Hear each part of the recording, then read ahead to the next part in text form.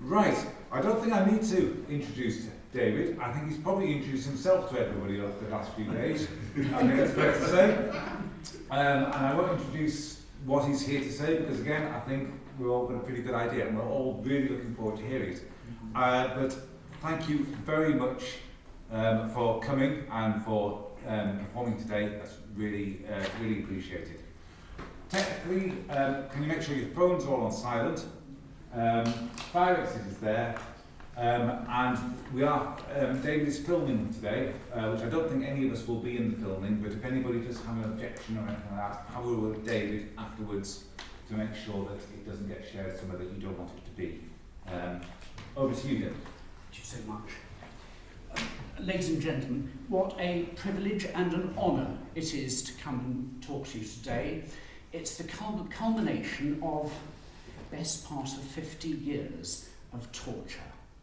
And so I have to express thanks to my music teacher of whenever it was, who said, now you should be able to hear the differences between keys. I couldn't, so I gave up music. I thought I was a bad musician. And then I became involved in organs, and I had to tune organs, long story, and I got involved in tuning. Whilst I was at university, I studied physics, so this gave me an insight into vibrations, standing waves, resonances, and I became obsessed with tuning my organ to, guess what? Temperament. And at the time, electronics was starting to become everywhere, and the technology was getting involved in small chips which divided the frequencies into equal temperament. And the other day I found some university notes where I'd started writing an article, handwritten notes, on the evils of equal temperament for electronic organs. And then I have to express thanks to Lady Rose Chumley, who did a concert at Hammerwood. Hello, welcome. Who did a concert at Hammerwood and played Chopin's second sonata. This woke me up. That foul key, B-flat minor, why are there black notes? Then I realised from my youth, Chopin was using unequal temperament, and the tuning that I'd done in equal temperament was quite unsuitable. Not a good performance, it didn't move me. So this started a series of, 20 years of, I don't know. It took me 12 years of research, 5 years of getting it right, and I'm only here because of him. Adolfo, thank you very, very much for coming with me on this long journey. He suffered. Oh dear, suffered. Bad tunings, experimental tunings, etc. And he's encouraged me. Without his encouragement, I wouldn't have been pushed to get it right. Now, I'm having to be slightly cards close to my chest about exactly what I do, because it's been a long period of research, and it would be nice to retain a little bit of proprietary knowledge so that perhaps a major piano supplier in the trade might be able to take it forward and get it on concert stages to make music more interesting again. And I hope that after today you'll think, yeah, that music was very interesting. Now this morning I woke up with Marilyn Monroe in my mind and a vision of a film of Marilyn Monroe in the bath, covered in bubbles. Well, that's what equal temperament does to the music. Now, we're in a period where AI can just remove all the bubbles. But by tuning well, we can actually artistically remove the bubbles as film directors to show what we want to show and hide what we don't want, etc. And one of the big problems is that before the industrialization of piano making, there was a whole lot of variations, and people enjoyed those variations. Industrial piano making brought standardization. It was I blame it really on the 1880s, cross-stringing, and there were a whole lot of circumstances that led to the modern tuning becoming the norm. And the Victorians, if you remember, would wear long dresses because ankles were obscene. And those piano legs, we had to cover them up. So we smothered all emotion, all differences in keys and whatever, under the vibrations of equal temperament.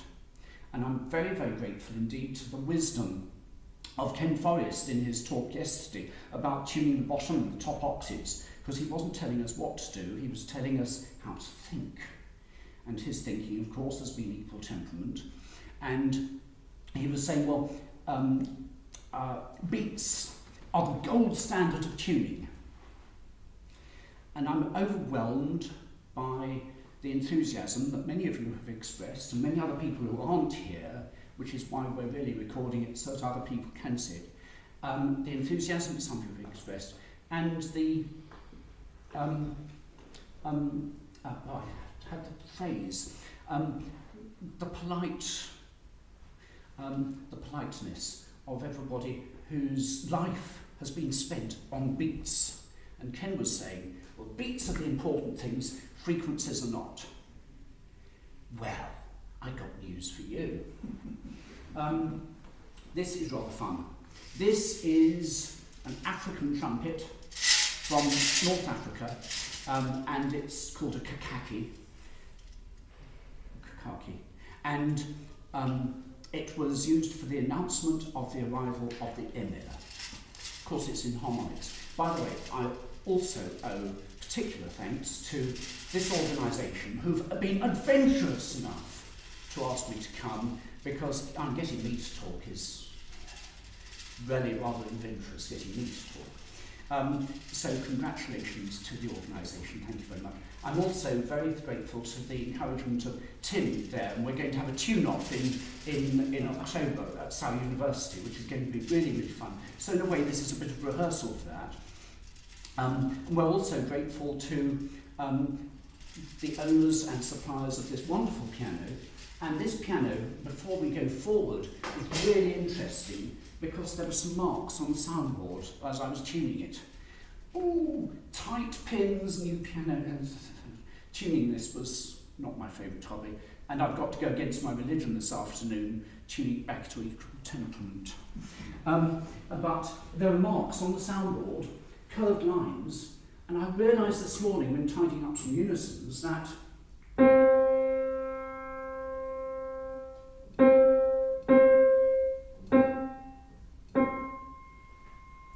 those marks are marking the harmonic nodes on these strings throughout the whole instrument. So the makers of this instrument have been very, very careful.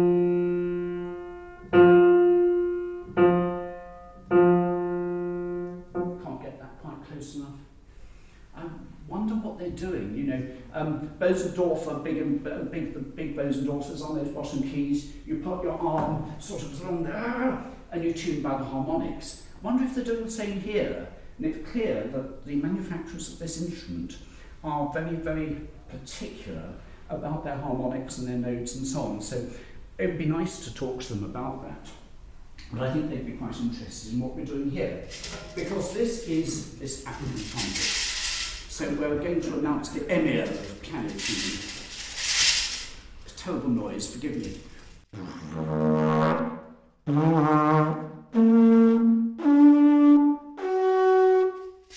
Okay, well that's quite ordinary. When you tune it right, I'm sorry, my other one tunes better.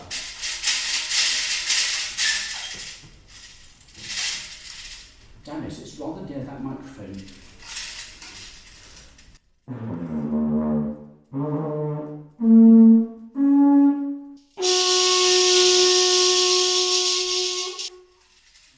So all these on decoration, let's make a exciting noise. So we're going to get this piano to make an exciting sound, and as a physicist, of course, in the lab, one does all sorts of things. So I'm going to make some hideous sounds before we make some even more hideous sounds with the competition. Because the major problem of our trade is that, our profession, is that these digital things are taking over. This has got to be better than this. And if that is on stage and in performance, with performers like Adolfo, we can convert the masses. There is hope. So, I apologise for some noises that are going to come, but we're going to actually find what makes sweet sounds. Now, I don't know the extent to which everybody is familiar with difference tones. Anybody come across difference tones? As organ builders, it's very common, and as physicists, they are. Now, in the initial percussion phase of an instrument, I don't know if you heard a note between. Perhaps you have to be just very, very close.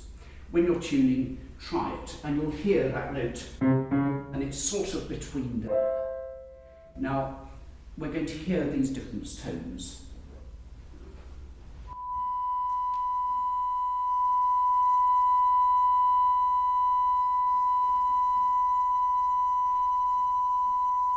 But before we do, I've made the outrageous claim that this instrument, tuned by me, gives 6 decibels more power than a normally tuned instrument. This explains why. It's not something that comes theoretically. I was down at Coach House, we were testing a Bosendorfer. Tested it normally, did a recording, did another, I tuned it, tested it. Oh dear, I've got to adjust my levels, said the sound engineer. He told me it was 6 decibels. So this is a bit apocryphal, but with this we can tell why it makes such a difference.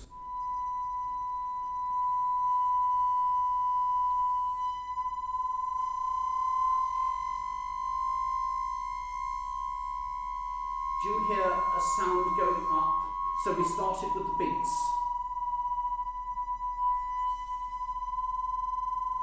And those beats get faster and faster until they turn into a musical tone.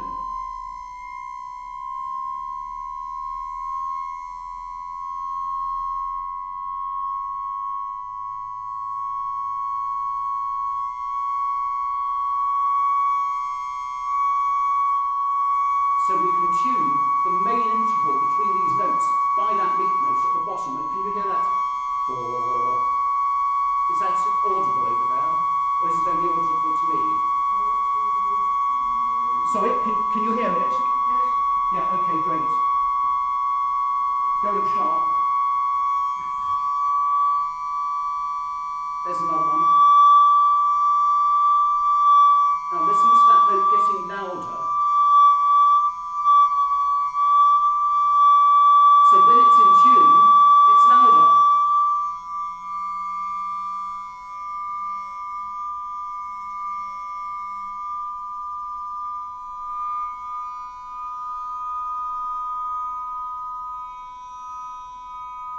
And there we come to the perfect fifth.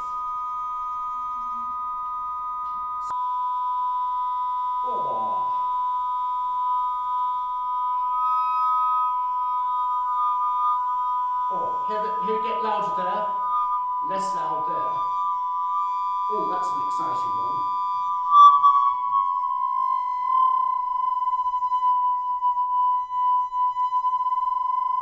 So here we count the beats, and here it starts to turn into a note.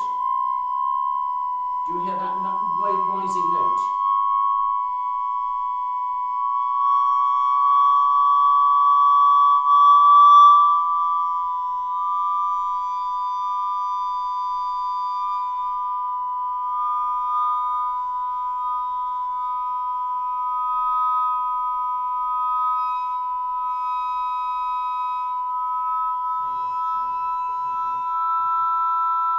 Or hear that singing note, you can hear the undernote singing there.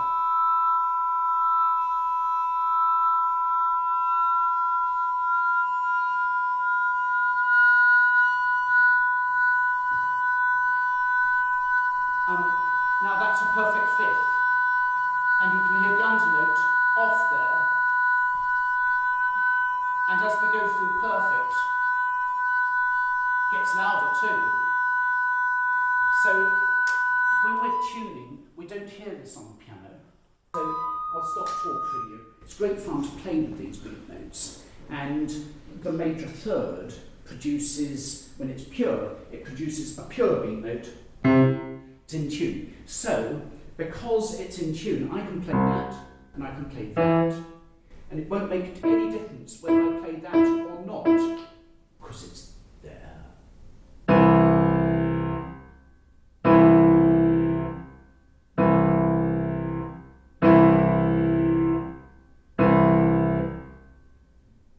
So as we modulate, this will lock into accordance and come unlocked.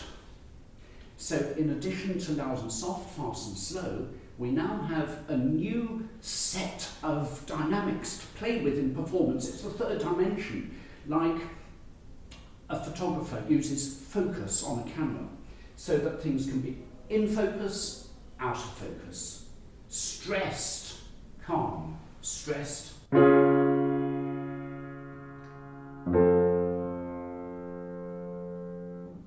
So we've now got a whole set of vibrations to put our music and our modulations into the third dimension. So we're going to be exposed today to a whole new set of dimensions that as tuners, as musicians, we haven't been exposed to for the last 150 years. Now, I hope that you've all taken a sheet, a do pass around, of lost realms. So these are the lost realms of music. So if you'd like to pass those round, and there are the handout notes as well. So if anybody hasn't got them, they're here. So hand them round, take that. So it's on.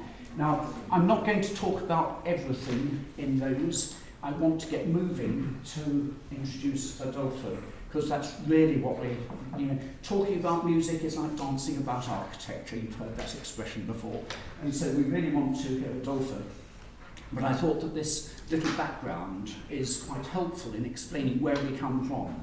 We're going to hear very different sounds with a different approach to how we hear the music. And so we're not going to be listening to intervals. Is that in tune or whatever? It doesn't matter about the tuning of the intervals themselves. Is it stressed or is it relaxed? And these contrasts can keep an audience awake. And in this day of, a 2-minute concentration span with one of these scrolling, we really need to keep audiences awake in our music. And this is the way in which we can get our classical music to be conveyed in a more interesting and engaging way with our audiences. So pianists hold us technicians as God, because we're responsible for tuning nicely, and that's actually the wrong way around, because it should be a violinist who tunes his violin, who controls how it's tuned, and it should be capable of the pianist saying to the technician, please, I'd like this tuned in a certain way today. Now, I'm keeping certain aspects of what I do close to my chest so that we can keep a little bit of a proprietary je ne sais quoi for whichever company hiring out pianos on stages and colleges and so on can keep that exclusivity. And so you, as tuners, potentially can keep that exclusivity so that all the other ones who aren't here don't know about it. You're the special ones. You can charge a little bit more too. And, well, I know that's important to some people. But nevertheless, if you want to try things, I started out with a perfectly ordinary application of the Kellner tuning, which has 7 perfect fifths. You can do that with an app with tuning software even by ear, and it may be fine, but you can get unreliable results. And the unreliable result, which is when I fell down tuning for him first on his Steinway at home, was, and although that's strong, on Adolfo's Steinway B, it was too strong. No, I can't. Oh. So I had to go away and think about it. So I went away and thought about it, and I came up with the formula that works. It's a formula that actually relies on physics and mathematics, which cannot be done by ear, which is great because it means that we can do it by machine and have total repeatability. So whether it be Tokyo, London or New York, it's the same. And it also means, for as far as the performer is concerned, he can go to a Model D and go to a Model M and experience sort of the same sort of things. So this standardization and repeatability is really, really important. Although I'm saying, oh, sorry, it has to be done by machine, it's that actually has the advantage. Now, in my notes, I've talked about the way in which in the 1980s machine tuning became ubiquitous, and it really wasn't very good.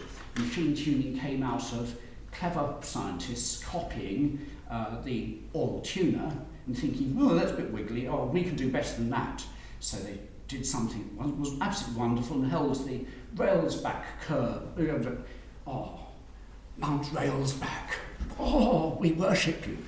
And this has led to a standardization and a glistening gloss of all those bubbles on top of Marilyn Monroe. And we can't see the meat of it underneath. And it's so standard and become so standard since electronic tuning and oral tuners being judged against machine tuning, that the music, I think, in our lifetime has become more boring, less engaging, less interesting. And on the Facebook groups, occasionally, you know, there are unequal tuning nerds and people who are interested. And some say, well, actually, when I was a child, we had a blind tuner, and I'm sure he tuned so that some of the keys were better than others. So even within our lifetimes, there were variations which are now being stamped out. So here I am complaining about everything being the same and proposing a tuning that we can reproduce anywhere. Now, I was demonstrating this sort of tuning to a group of friends, and normally I tune to Kellner, or I used to tune to Kellner, which is a let's make this instrument sound warm, cuddly and lovely. You can play it and not even notice that it's unequal temperament if you're a bad pianist. But so as a result, it's not objectionable.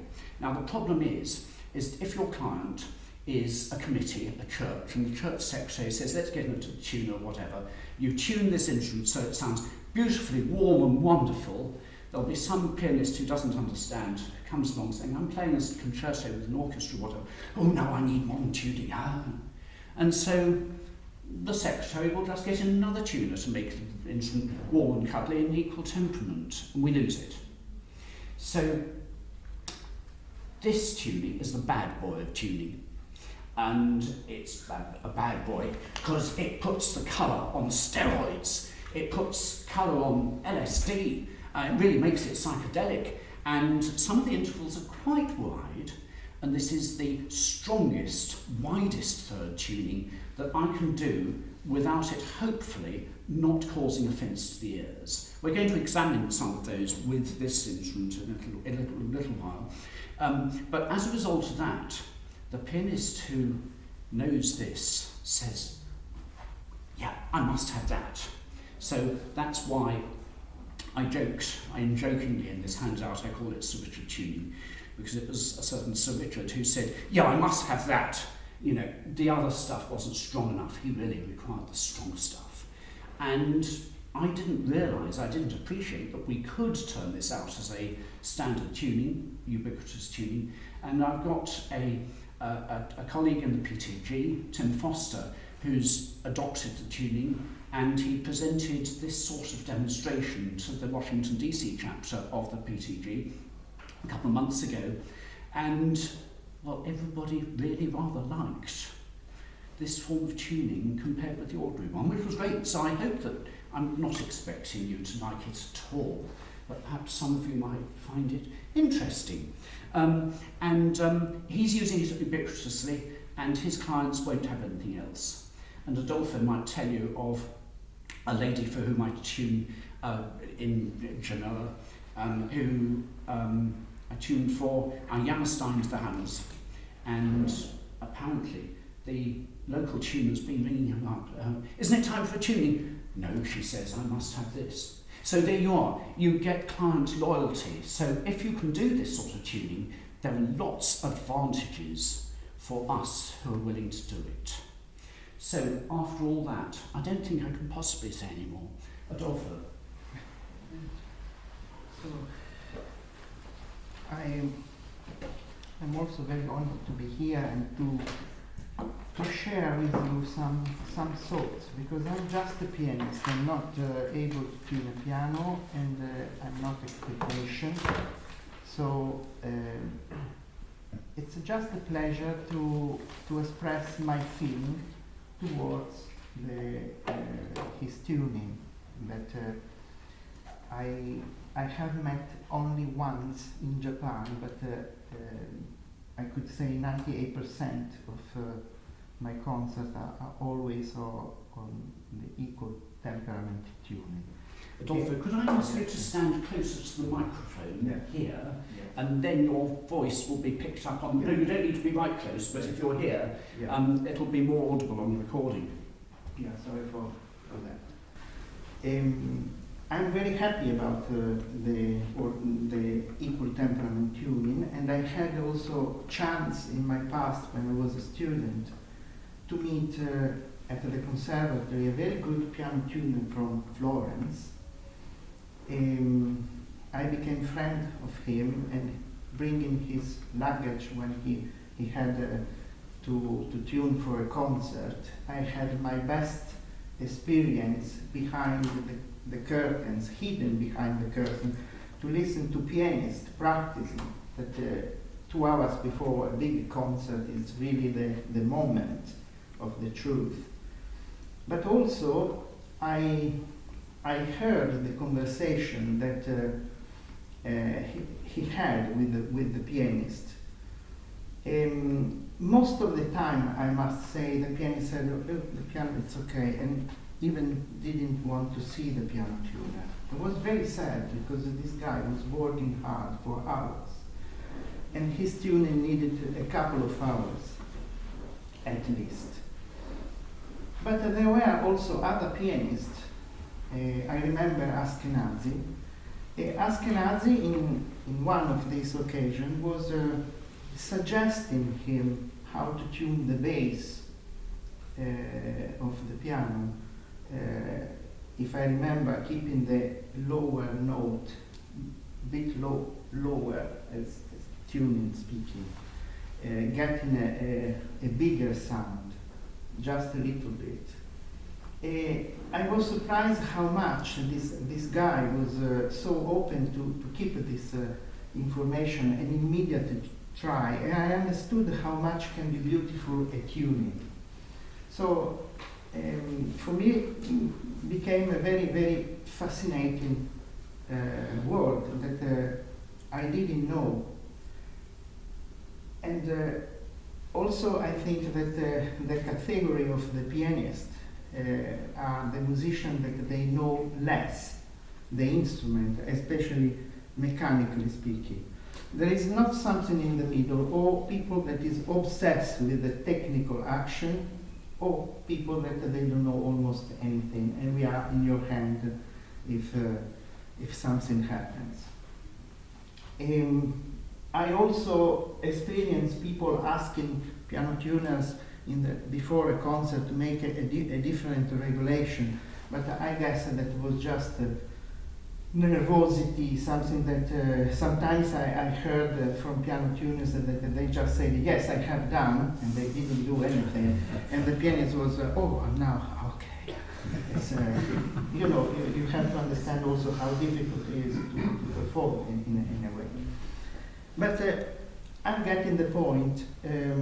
I was looking something for my private situation. I wanted to celebrate my 50th anniversary of my parents' marriage anniversary. And I visited his house. I was living on the other side of the hill. I heard that he had a piano.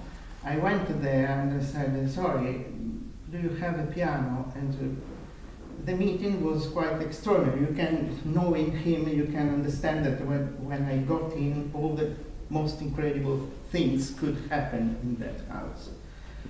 But the interesting point to tell you now was when I mentioned that for me, speaking about the Chopin music, I said Chopin couldn't write this piece in another key.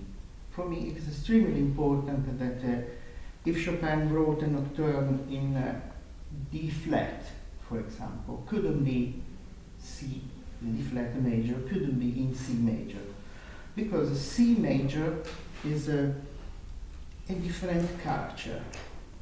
For you, I think that it's a normal situation, but speaking to other musicians, they didn't mind. For them was the same. And my perfect pitch is not a normal one. I mean, it's based on the different of character of notes. Actually, I don't know how to explain this. But if you just do a sound with, I don't know, with electronic, I don't know which note is that. But on the piano, I can recognize G major, a G or D or whatever it is. Because for me, it's like my mom is calling me, or my father, my sister. It's all is different.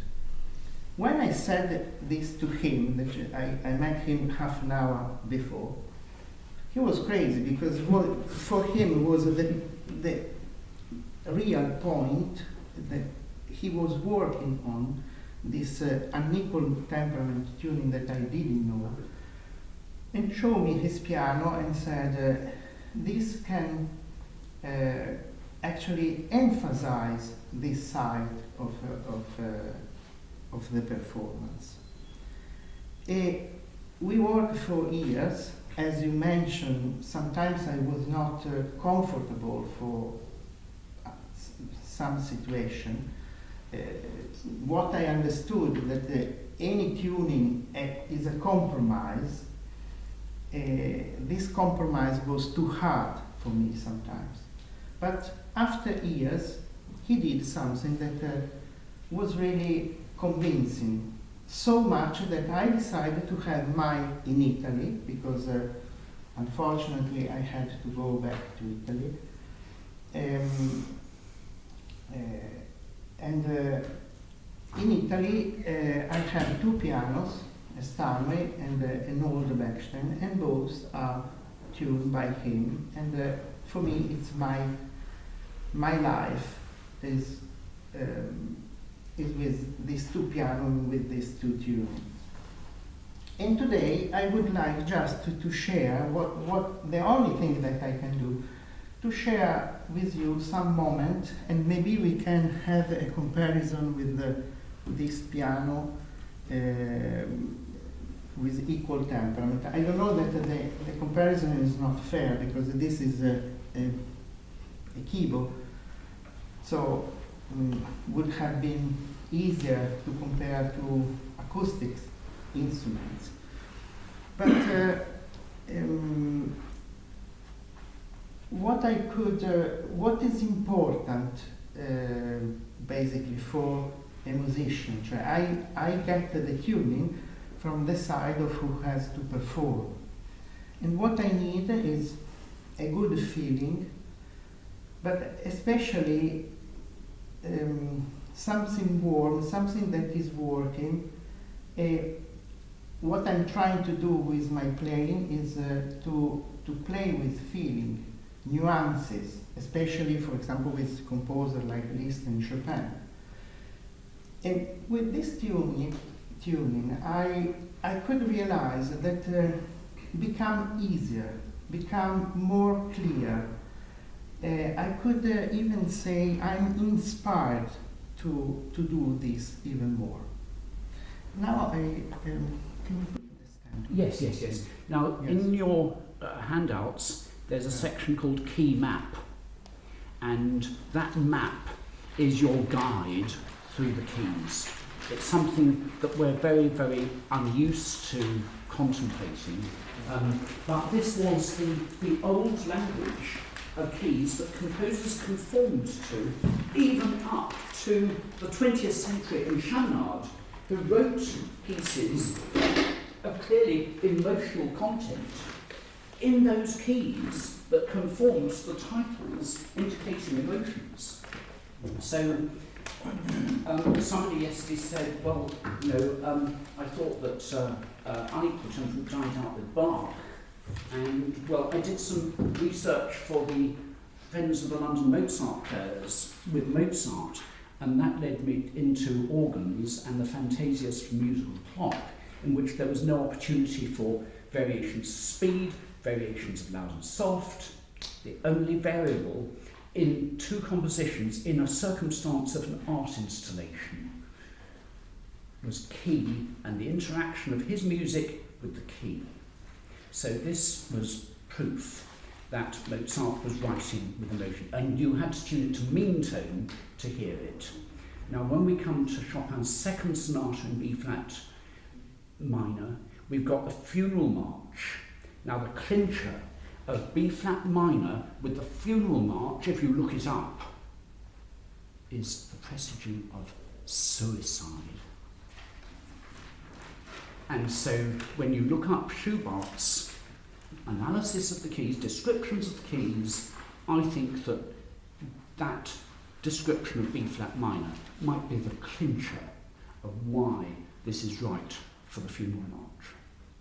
So Adolfo. Yeah. I share with you some of my impression. It's just an impression, just a feeling. So nothing is true, nothing. I don't want to teach anything to anybody. But another aspect that I want to pick up before I play is the use of the pedal. That is fundamental for us. And I think that the first composer that really did something very special with the pedal was Beethoven. I heard also a story that I think that is true, that one guy belongs to the king met Beethoven engaged him for some reason, and Beethoven played for him. And this guy came back to the king and said, I heard Sir Beethoven and was an amazing good pianist, but what was extraordinary was the use of the pedal. Beethoven had also a different problem, had an instrument that really was less powerful. So for him was the pedal, I understand that was the tool for reaching a bigger sound, the effect of the orchestra. It's almost impossible to play a Beethoven sonata without having a stronger relation with Beethoven symphony, Beethoven orchestra. The unequal temperament tuning, I don't know why, because I'm not him and I'm not a technician and I don't know anything about tuning, but let me use the pedal differently. I have more courage to do that. I really wanted to show you also a few moments in which Chopin wrote a long pedal that is very important, because when somebody plays this cutting in 4 pieces, first the melody, the music has been cut, and on the top of it you lose all the sound that the bass could create. So this is a really interesting and useful aspect for me. Could happen in Chopin. In Beethoven, that personally I think who more than the 3 typical period in which Beethoven life is divided, you know, the youngest Beethoven growing and becoming more more sensitive and the maturity in the last of his life, I think that the main thing for this man was to become deaf. Becoming deaf, if you think to be deaf, you are really alone, more than if you are blind. And he could create the most incredible things. And I will show you a little moment in the fourth piano concerto. But I could mention, for example, what is happening in the last three sonatas. These pieces couldn't really been created from somebody who hadn't this problem. So it was a desperate situation, but he could really manage to do even his best in this situation. So I would start just with the music, because if I have to stop, it's easier. With a long pedal in Chopin, and I play the beginning of a nocturne in D flat. I'm using the tonalities that are more the most, I could say, affected by the unequal temperament.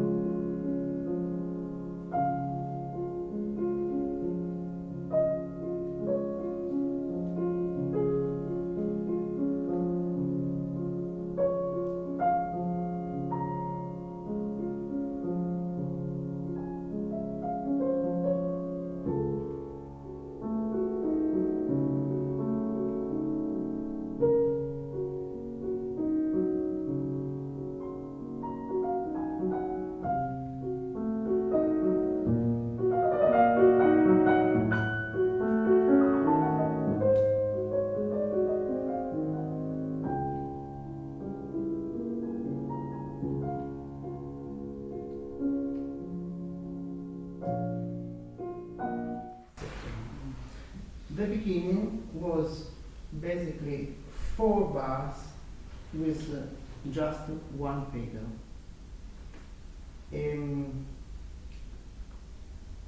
I feel easier to play this when there is unequal temperament. I don't know why. Maybe you can help, we can help together to understand what is really happening. But a stronger example, another one that I would like to do, is in the March Funèbre. We didn't mention March Funèbre for ages, but last night by myself I saw, wow, the March Funèbre had this point that is amazing, and by chance he mentioned the March Funèbre this morning I didn't know about. In the March Funèbre there is one bar in which I bet you to find a recording with a pianist who doesn't change the pedal 4 times in the bar. The matter is between B flat minor and D flat, I think major in this case, coming back to B flat minor. And this is the after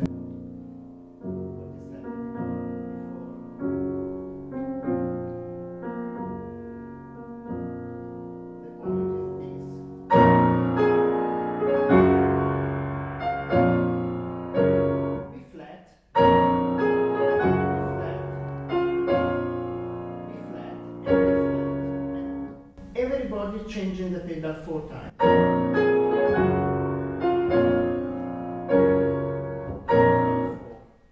But Chopin wrote just one pedal in that bar. Chopin knew about pedaling. If you have a good edition, I'm sure that you can trust that. On the top of it, I could get in brochure not the original, but even better, the first edition, that Chopin was still alive, so he could see it. And just one pedal. So I was wondering how is possible not to create this confusion. Because he wrote a big sforzato and then a diminuendo. So I cut because I don't want to be long on this point, but after many tries, trusting that Chopin wrote that, I have to tell you that in many editions you find 4 pedals because the editor was decided to put 4 pedals. But it's really, really a pity because it was not what Chopin wanted. If I play this with the biggest sforzato and the diminuendo,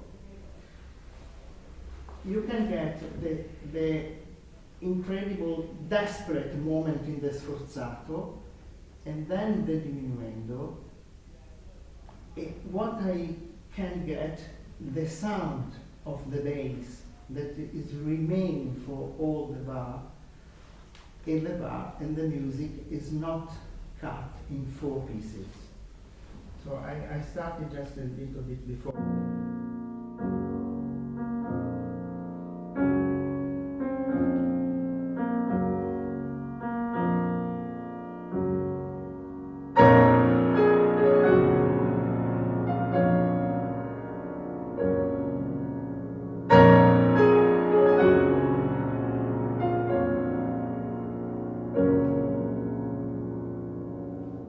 Before the sound going down, you know that a sound, if I invent a number, when you play is 10, but immediately after is 5. Like when you buy a car, you just get out from the shop and the value of the car is 30% less, something like that. So, sorry, this is a stupid joke, but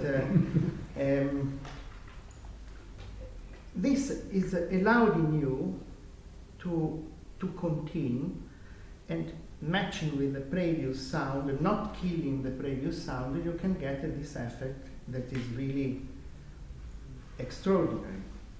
But coming back to the unequal temperament tuning, I don't know why it's much easier to get this. Sometimes in concert, I have difficulties in making this example. And I even didn't try this on this piano. For me, it's new, this piano. So, it's fascinating because, I don't know, it's creating a different atmosphere. For not going here and there with what I'm going to say, I would like to make another example. In the fourth piano concerto, there is a place that is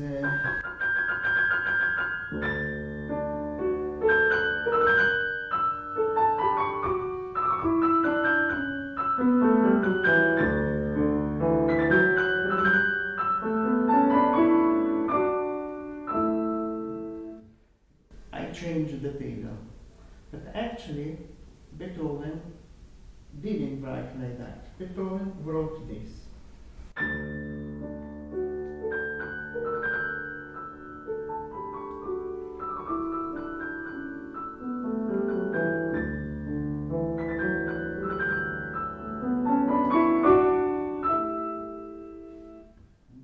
It's another point that I was experiencing easier with the unequal temperament tuning. And I would like, as a pianist, to know more about this, because technically I couldn't explain why. So this is the aspect of pedaling. And I could make more example. Just briefly one, in the Chopin sonata that he mentioned before, there is in the development a big moment with the bass that something like that. And here again, sometimes you hear a big sound on the bottom octave. But Chopin, and I checked with the old scores, Chopin wrote just one way.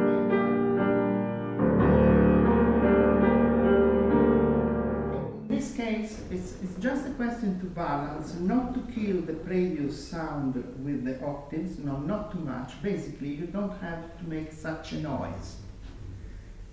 And also, you don't cut, if you keep just one pedal, you don't cut again the bar in two pieces. So you get more balance in the music, and you don't cut the music. And the result, instead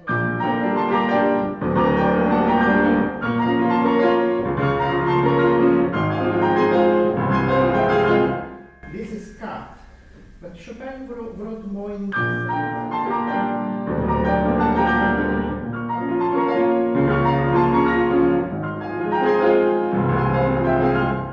many times playing his piano, especially his piano at home, he has a beautiful old Bechstein, I realized I don't have to make such a noise. And for me it was beautiful because you don't know me, but my personal war nowadays, speaking about music, is that I don't particularly like the new tendency of the new generation of pianists playing everything so loud. It's nice to share with you that prepare the piano for us, these thoughts, because when I was in Japan last time, I had a nice conversation with the piano tuner. Usually they put two pianos in front of me, I have to choose one. For 3 or 4 times in that concert hall was at the Santori Hall in Tokyo. I always choose the piano near the audience, but the piano tuner the first time changed the position because I was choosing always the same piano that was by chance on the side of the audience. He inverted, and I chose the old one. The old one, I mean the one on the other side. So I said, it's incredible, you choose the same piano like last year, because I inverted. I don't remember, but I like more this piano. Another matter came out. This piano was old, was 35 years old. And this happened 2 or 3 years ago.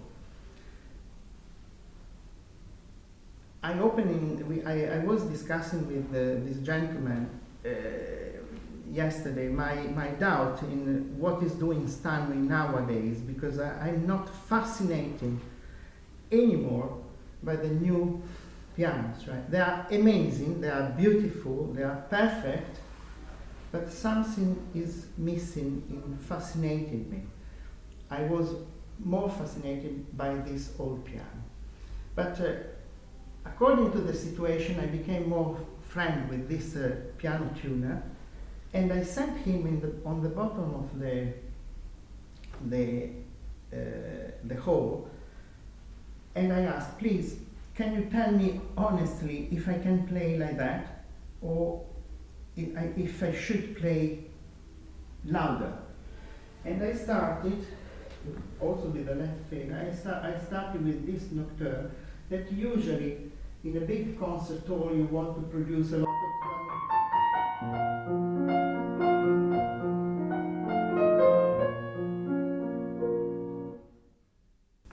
Chopin wrote pianissimo, and for me pianissimo is this.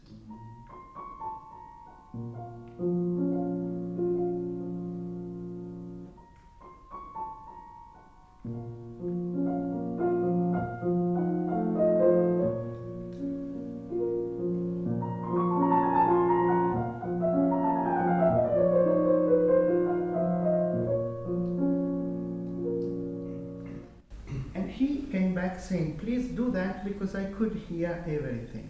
So it's not true that in a big concert hall or in a bigger theater you have to play louder.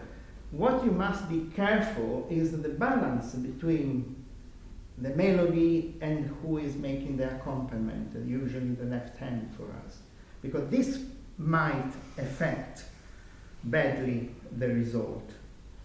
As some pianists, I realize that they play loud, but they play loud also the left hand, so they never get to the point, even play, but they ask to play even louder because you cannot hear. But actually, it's a question to let things that should come out not to be covered by something else. So, experiencing the unequal temperament, I could realize that all these things that I'm speaking about in the sound, I'm a bit crazy about sound. For me, sound was always was my starting. I never had a piano lesson until I was almost 11 years old. I just started to play the piano by ear, copying the 33 Turners of my father. I was listening Beethoven by Wilhelm Kempff. So I had a good teacher in one record, and I started to reproduce this. So the sound was always my guide, and I think that the sound is what you hear when in a concert people sit over there, and whenever they are, just receive the sound, and the sound is just the tool with which I have to move your heart. And you are preparing this for me. So it's extremely important. I met this gentleman last night, and he was the tuner of when I recorded the second piano concerto with the London Symphony. When I was there, my aim was, I don't want to be distracted by the orchestra, by the few time that we have. I have to keep the Chopin sound. So I have to keep a sound that is gentle, that can be used with a lot of nuances. Why this?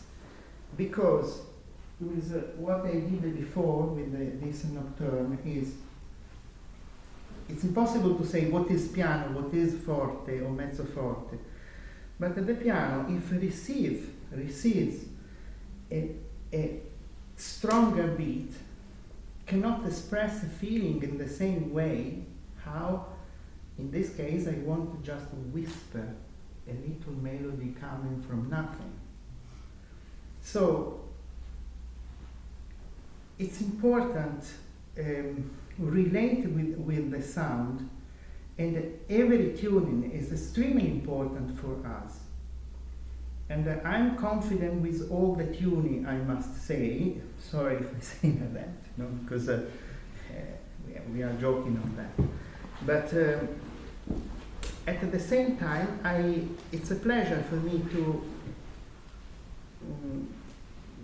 tell you that I strongly appreciate what he does, because I can even more emphasize all this moment. I make another short example in the Liszt sonata. No, I was speaking about pedaling. Now I am speaking about the change of mood. The change of mood between different tonalities. So if I have a piece like that, E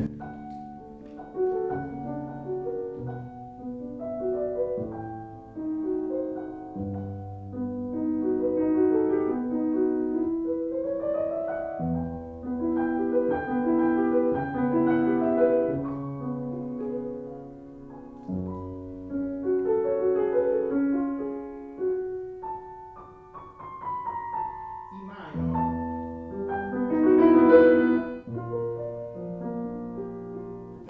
this B flat major.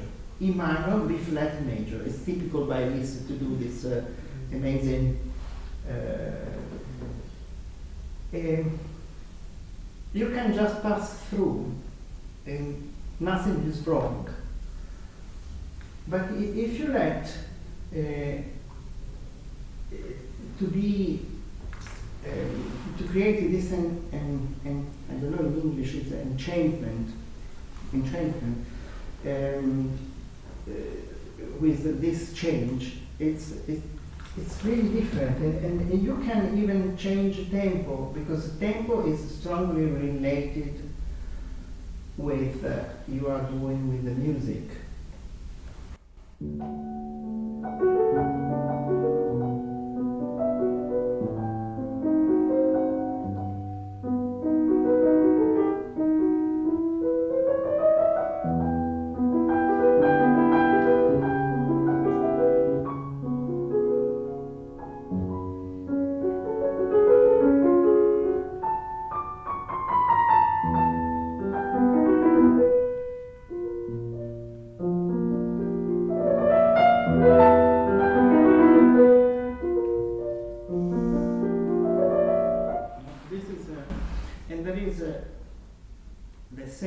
Happening 20 pages later, because it's a very long sonata, no? It's at least a sonata that is even more effective. Maybe I should play the other one, because the tonality is between B major and C sharp minor, and actually the tuning is playing again a fundamental role in this little change. I'm more invited in making differences. In a musical, I'm speaking about music that nothing to do with the tuning apparently, but I'm speaking about the music because I'm more encouraged to make differences. In the same concert in Japan, when I had to play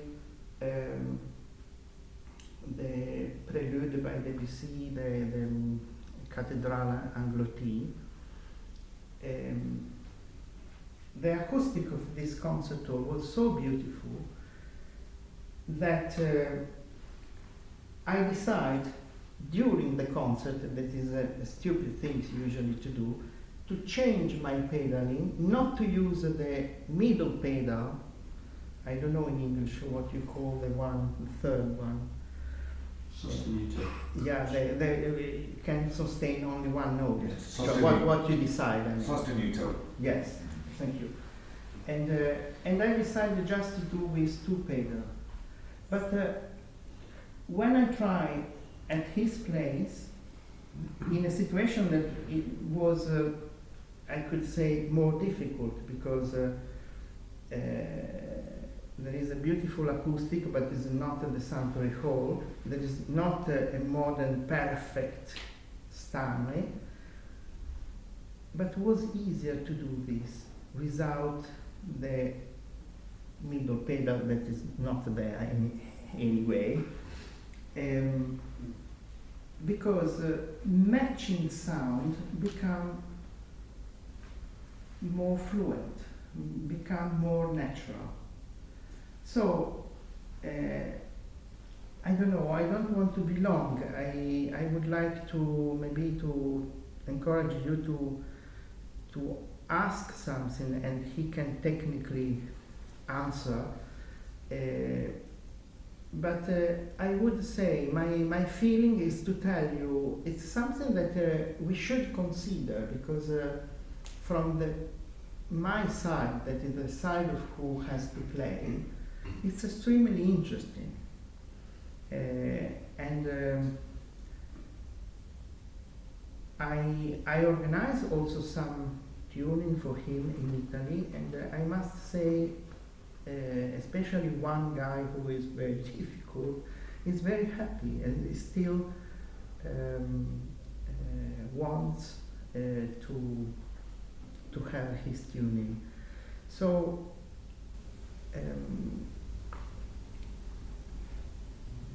I don't know. It's I was listening to Adolfo and his talking about how it's easier to get sounds to match up. That's actually what I'm deliberately doing in this tuning. So somebody will come down to the bass and say, ooh, that's a bit odd, because I'm tuning for power. And we heard from the two oscillators earlier on the way in which the power increased when things were in tune, and the power was just reduced when it was just beating or wobbling. But as soon as we got everything coinciding, whoop! Now this means that notes that are together, tones that are together, vibrations that are together amplify, and the ones that aren't are irrelevant. So we're actually putting I don't know if any of you have done electronics and heard of cone filters, but we're cone filtering what happens on the instrument to force the energy into specific frequencies to remove the internote noise, frequency noise, so that between notes there's less noise of vibrations going on. And this is why it sounds as it does and gives the opportunities to performers to do what they do. And I talked about the Rellsbach curve, and the Rellsbach curve is basically based upon the assumption of Mount Rellsbach up there, and taking one string and how one string vibrates and multiplying that system of vibrating throughout the instrument. Now, when I was demonstrating these two notes, these two frequencies, I didn't have two loudspeakers. I've got two sounders on a board, like a soundboard, and they interact. So perhaps this is why, I've just knocked something off. So perhaps this is why we're hearing this effect of amplification of the frequencies that accord and the irrelevance of the frequencies that don't. Because coupled oscillators behave differently from single oscillators. So our normal tuning is based on assuming the single oscillator and the whole instrument behaving as single oscillators, instead of which I'm looking at the whole instrument in the way all of our vibrations are coupled together, and I'm looking at the coupling together. And the proof of this is an effect that some of you might have come across, especially in treble, called the Weinrich effect, where you tune one string, great. Tune another string, very often to the machine or with it. So you tune the three strings individually with a tuning machine, or else you tune one string and you tune the other strings to it, and then you measure the note, it's flat. The reason for this is because you've got the agraff there, the bridge here. We assume that our length of string is vibrating between the bridge and the agraff.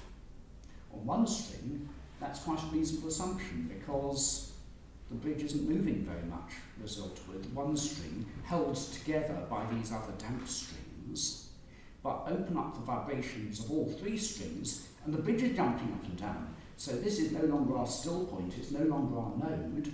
Our virtual node is further along, which means that the length is longer, so it's flatter.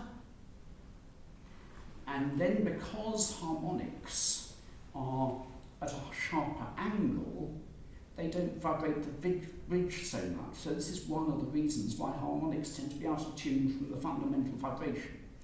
So I'm looking at the instrument with a different physics in the analysis. And so I've very often teased people on forums saying, well, there are two ways of tuning the piano, and I tune the other. Over to you, Adolfo. Oh, well, over to you for questions. This unequal temperament, is it like a kind of compromise of, these unequal, like Workmeister and Velotti, all these other ones that you would retune for different pieces or instruments, it's one you would keep on a piano. You keep it on the piano. You never retune for different pieces. The Okay. pieces were composed within the language of the keys that are set out in the key map in the handout I've given you, documented by Schubert at the end of the 18th century. And this language persisted right the way through. So even Schubert's Lieder conform to the language of what the keys were meant to sound like.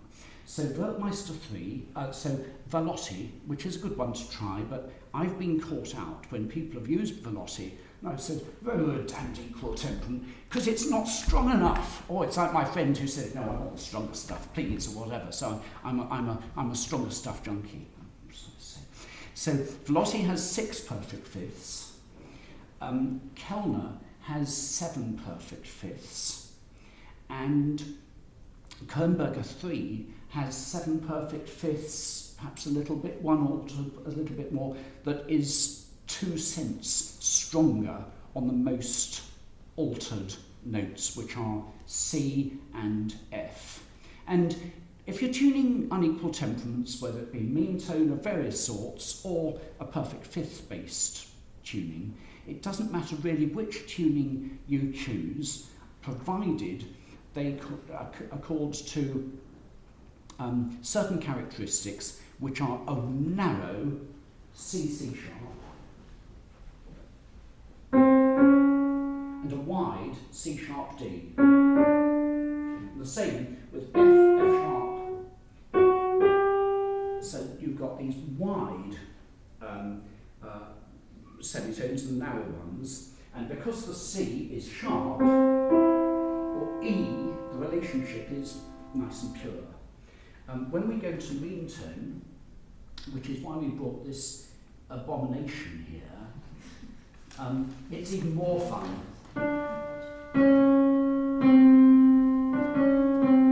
No, that's not strong enough. I've got an organ at home tuned in proper meantone. Oh gosh, it's sort of almost a quarter of a tone narrow. It's amazing. So you've got Velotti with 6, Kellner and Kernberger 3 with 7, but the Kernberger 3 is 2 cents sharper. It makes all the difference to it being acceptable on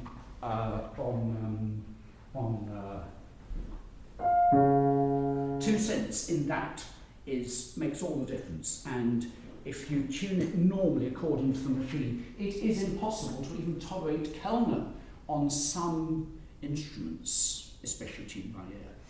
And so, but if tuned Kellner by machine, whatever, or by ear, you'll get a result that's okay. It won't quite resonate as this does, because I'm doing some funny twisting of the temperaments. And then Werkmeister 3 is stronger too, and Adolfo had a wonderful young wife. He came to stay with us, and Adolfo played our main piano, and I tuned the upstairs one just for fun in Werkmeister 3. Oh, B major. Oh, every time B major. Oh! She left him. But you said that this is not strong, and this is in Meantone. Hang on, I've just pulled out the plug. For me, it would be quite difficult to play, but it's still possible. Still one? Yes. Right, so we want that at 5. Okay. This is Meantone. Or be prepared. I did warn you in my thing, be prepared for the handkerchief, because it's pain. Or in Mozart, I don't know how many of you drove up here on this occasion, but I was really desperate to go to the Lower, and I was driving, and I was waiting for the next service station. How many of you have been? Oh, when's the next service station? Oh, the pain. Oh, finally you get there, and the relief. Oh, when you get there.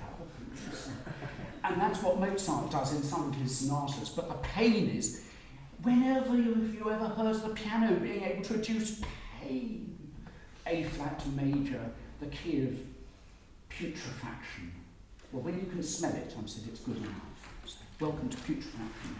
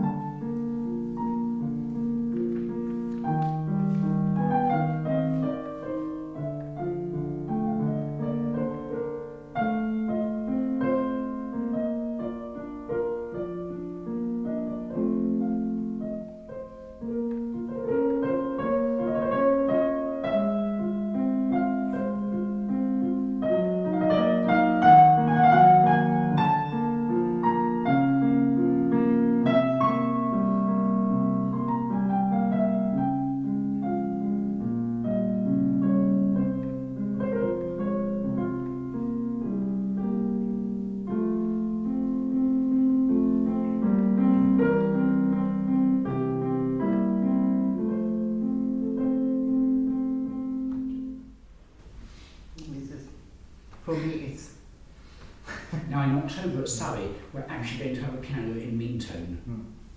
I had a building volunteer come, who his father was the chief tuner of bells at the Whitechapel Bell Foundry. He told me about how he tuned his piano in Meantone. I thought he was mad. So beware, it can be infectious.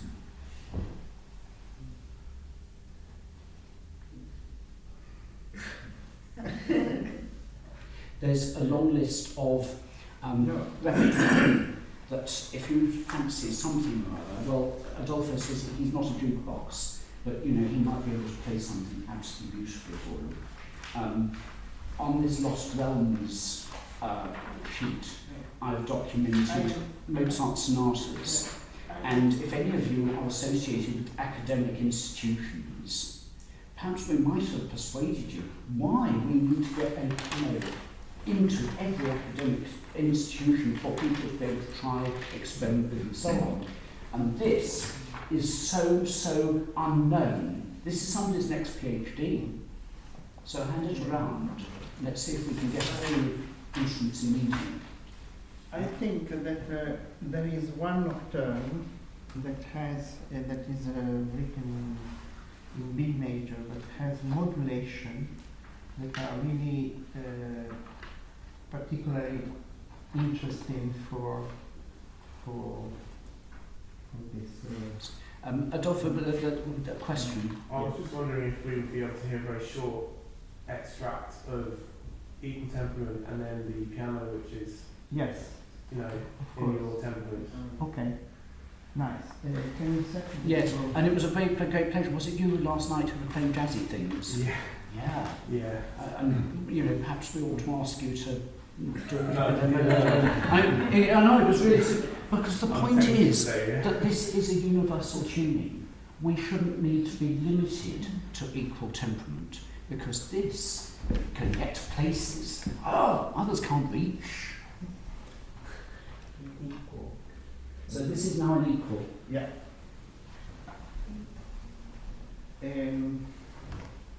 Do I play before equal or before the Equal first. Equal first. Equal first. So this is I make 3 lines and then I go straight to the piano. Okay.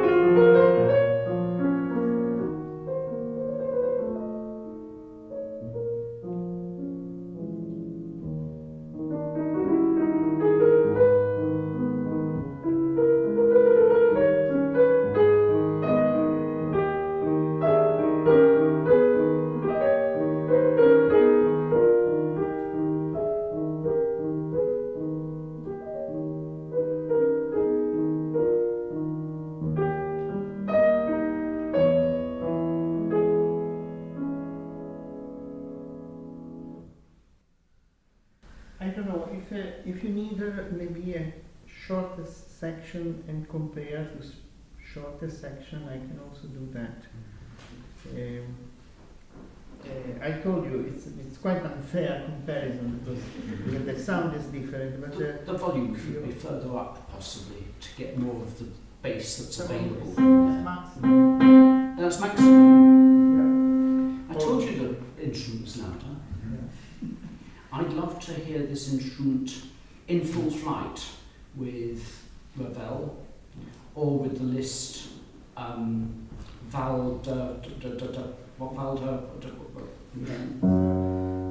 Which instrument? This one. Oh, that one. I'm sorry, I can't listen to that. I'm sorry. It makes me. Maybe for them it's. Well, you better then. Yeah. Yes, you better. This is the beginning of a piece by Liszt written in F sharp major.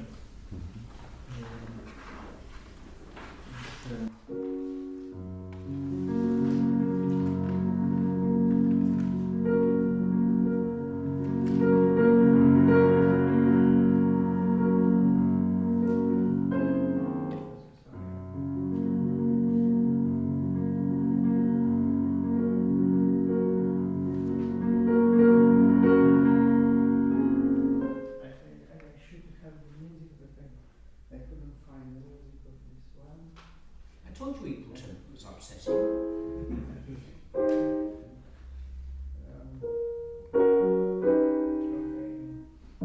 Maybe I can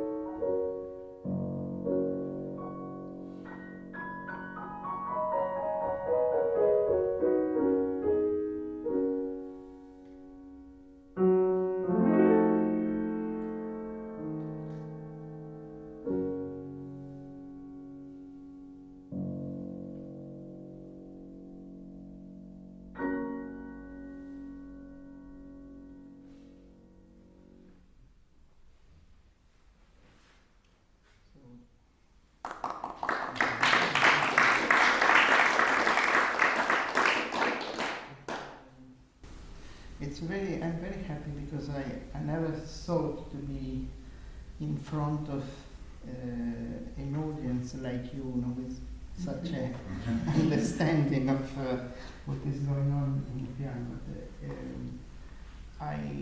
I think that it's very interesting also the aspect of the relationship that should happen every time that you tune a piano with the performer. Unfortunately, sometimes it doesn't happen. In the last 10 years, I always thought my CD with the London Symphony was such a nice tuning. I didn't know who did. He was. So it was extraordinary to meet him the last time. But sometimes I don't know who tuned the piano. I can also say something wrong, but usually a problem. I know that sometimes they stay for the concert just in case, but there is not a proper relationship.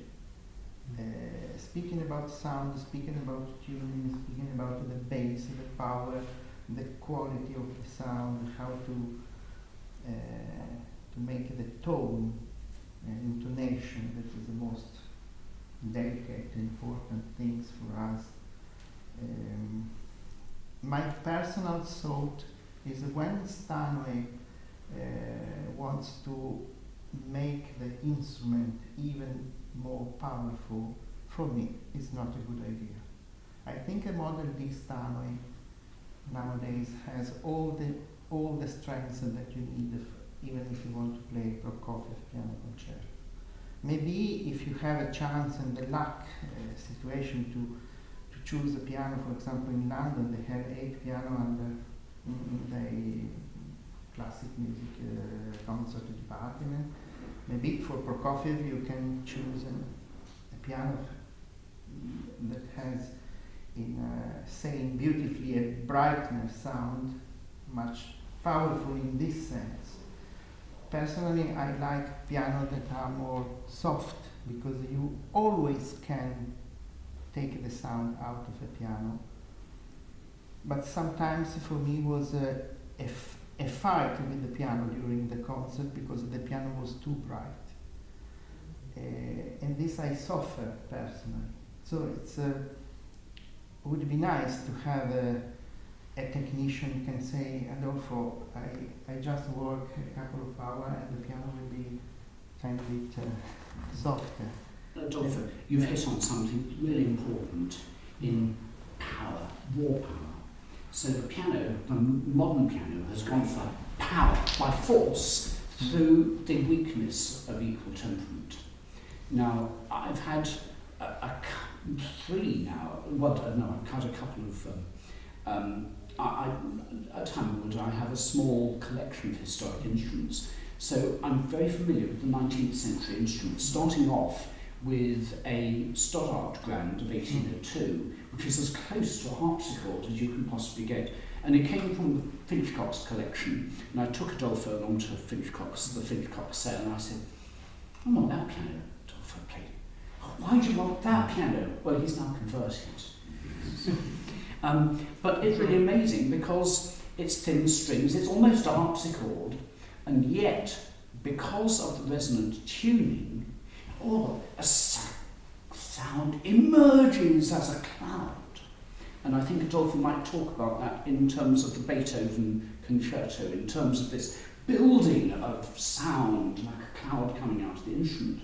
So we've come through a lot of lessons through looking at the historic instruments. And one thinks, oh, well, the modern instrument can't do that. Oh, yes, it can, if you tune it right. And so the Stoddart, although it's very, very weak, 10 decibels lower level than it can produce this amazing sound that builds up. And it's entirely due to the resonance. Now, I've been dealing recently with, I went to look at an Erard, for the first time I'd seen an 1859 Erard a few months ago. And I was surprised because the stringing, it was very light stringing, very thin scale. And this was in contrast to our 1859 Broadwood, which was on hire to Charles Halley, also from the Finchcock's collection, which uses quite thick stringy, and it's quite a powerful instrument. And you can see where Steinway got the idea from as the concert iron grand, and really Broadwood didn't develop it. As a matter of interest, I think it's tonally deficient when I tune it. But we did a really interesting recording in the winter because the actions on the house is damp. So in the winter, everything seizes up. I dehumidified it for some pianists to do some tests.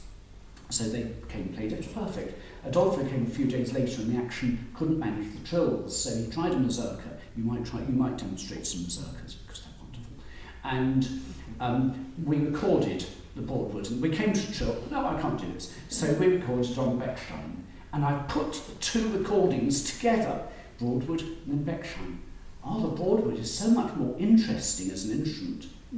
Intriguing. But that's quite heavily strung. So I then came to the an Erard 1859, which to my surprise was light strung. And then the other day, I came to, and I'm sorry I've talked about it to a number of people because it was shocking to me. We've just had an 1881 Pleyel restored. Great! Wonderful. So there I go along to find the strings are gold plated. Anyway, but the important thing is that light strung. So those Erards and Pleyels couldn't make the raw power sound. This was going on towards the end of the 19th century. The power must have come from the tuning. So this is why, when we tune the modern instrument with this tuning, we can put power on steroids.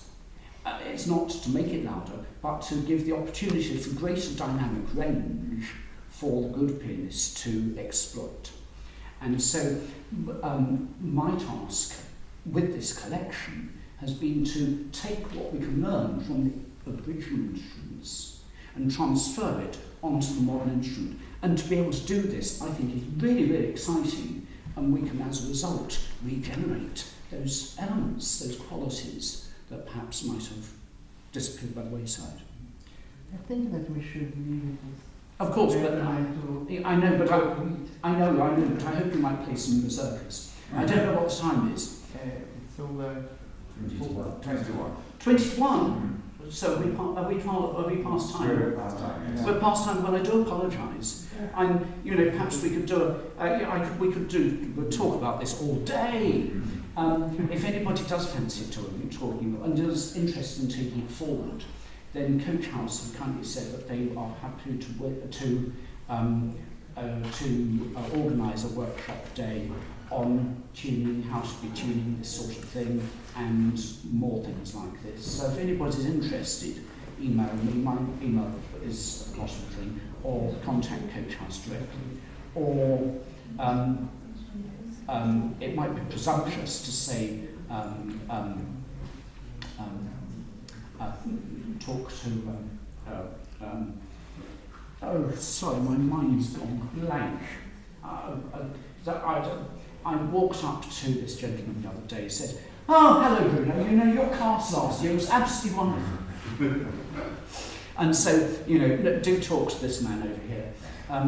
You don't know what he might decide, hopefully, I think Adolfo might have shown what we can really, really do with the really best of pianos. And so we can make them better, we can make audiences more, and I hope you found it really, really interesting. Thank you all so much for your enthusiasm, patience, and for coming.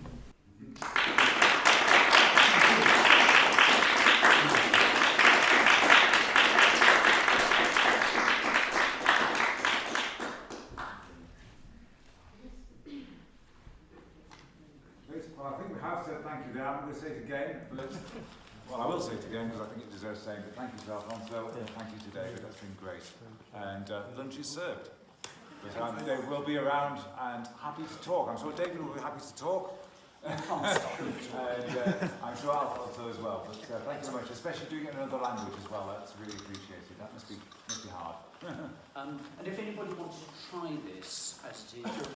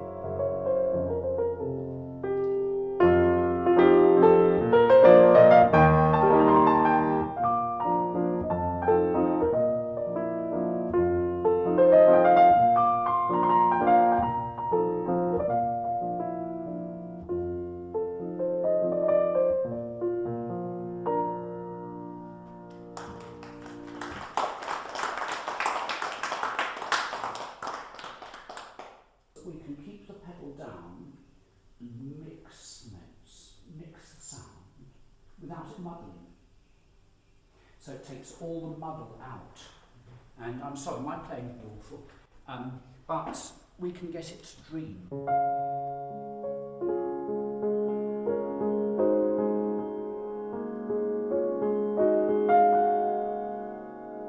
So all the sounds are there, but they're not muddling.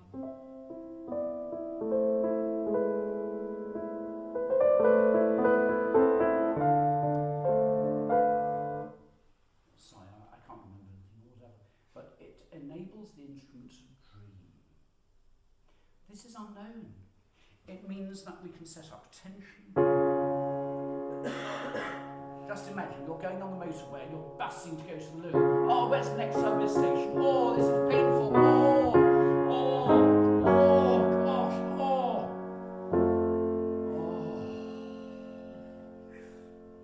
Sorry. So we've got a totally new set of dimensions for the artist to work with, which are totally glossed on with the Autobahn pianist. There's a mountain over there. Don't worry, we don't need to worry about all those bends. There's good time. Oh, boom, boom, 150 kilometres an hour.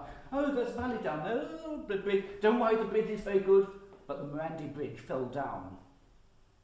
And the Morandi Bridge is falling down in piano sales. Such a time we're only working 3 days a week.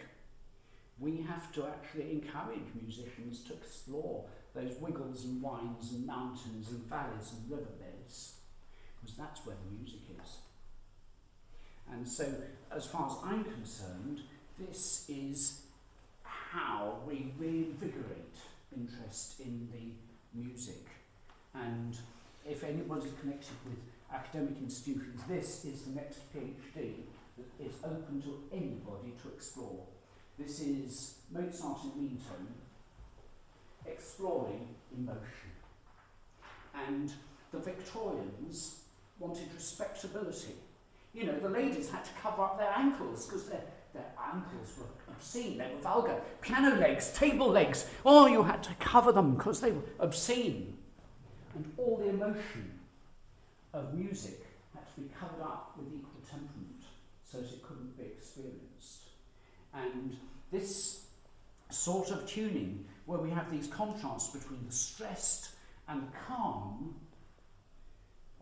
enables us to explore these dimensions of emotion. So in my handouts there's a bit of the technicality of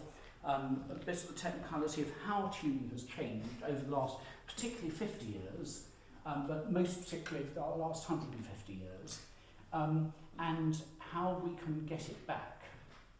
And I did explain to the class earlier on, I don't want to take people's time, but the Railsback curve is derived from taking one string and assuming that we have to tune the whole instrument to the accordance of each individual string.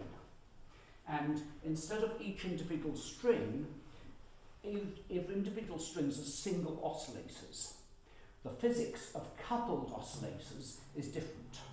Now, I don't know whether when you're tuning a treble note, you've noticed that perhaps with your machine or whatever, you can tune one string to the machine, tune another string to the machine, tune another string to the machine, or else you can do one string to the machine or however, tune the next two strings to that one string, play the note and you'll find it's flat. It's known as the Weinrich effect, and this is doing coupled strings. So I'm looking at the physics of coupled oscillators, and instead of being ruled by the physics of one string, I'm actually looking at the way in which the whole instrument vibrates together. So I'm looking at this through the eyes of different physics. So I tease people on the forums by saying there are two ways of tuning the piano, and I tune the other. If you got Adolfo to play an equal temperament piano now, he's such a brilliant pianist, he'll make it sound just as nice. No, he won't. There are things that he cannot do in equal temperament. Is that true? It's a difficult point. I mean, I must say that many things are easier with unequal temperament, but I cannot cannot say that I cannot do, I'm not satisfied with unequal temperament, of course. More than 90% of my concerts are on equal temperament, and I try to do my best in any situation. But what I tried to demonstrate today, few points where it's really easier to, and for me also more inspiring, more beautiful to do with equal temperament.